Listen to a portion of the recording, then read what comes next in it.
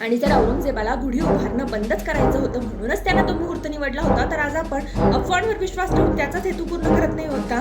तर मित्रांनो, सोशल मीडियावर गेल्या काही दिवसांपासून वर्षांपासून खरं तर एक नॅरेटिव्ह सेट केला जातोय की भगवा झेंडा उभारा, कारण ती गुढी म्हणजे छत्रपती संभाजीराजांचं मस्तक वगैरे वगैरे. तर असं सांगितलं जातं की 11 मार्च 1689 रोजी छत्रपती संभाजी महाराजांची हत्या झाली आणि त्यानंतर औरंगजेबाने गुढी उभारण्याचा आदेश दिला. पण या दाव्याला उभारण्याचा आदेश आणि यामागची ऐतिहासिक सत्यता आजच्या व्हिडिओमध्ये आपण पाहूया.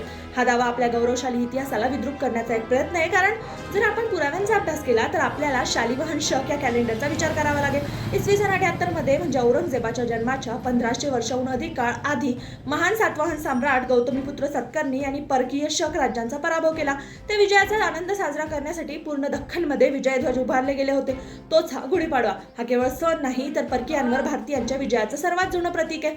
आता संतांच्या वाङ्मयाकडे वळूया. संत ज्ञानेश्वर माऊलींनी 13व्या शतकात ज्ञानेश्वरीमध्ये लिहिलंय, अधर्माची अवधी तोडी धर्माची गुढी उभवी.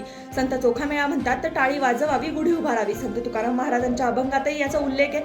हे सर्व संत संभाजी महाराजांच्या जन्माच्या आधी होऊन गेले, म्हणून हे त्यांच्या अपमानाचं किंवा त्यांच्या मृत्यूचं प्रतीक नाही तर गुढी आधीचाच मुद्दा होता.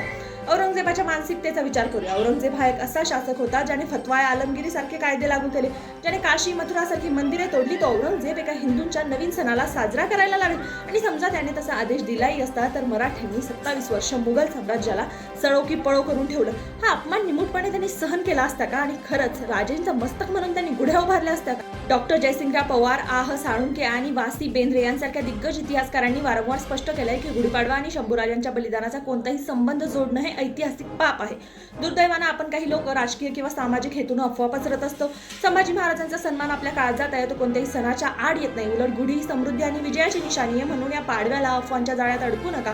आपला इतिहास व्हॉट्सअप युनिव्हर्सिटीतून नाही तर अधिकृत ग्रंथांमधून शिका आणि आपल्या संस्कृतीचा विजयोत्सव साजरा करा. हा व्हिडिओ जास्तीत जास्त लोकांपर्यंत पोहोचवा, जेणेकरून सत्याचा आवाज अफवांपेक्षा मोठा होईल. जय हिंद, जय महाराष्ट्र आणि चॅनलला फॉलो, सबस्क्राईब करायला विसरू नका.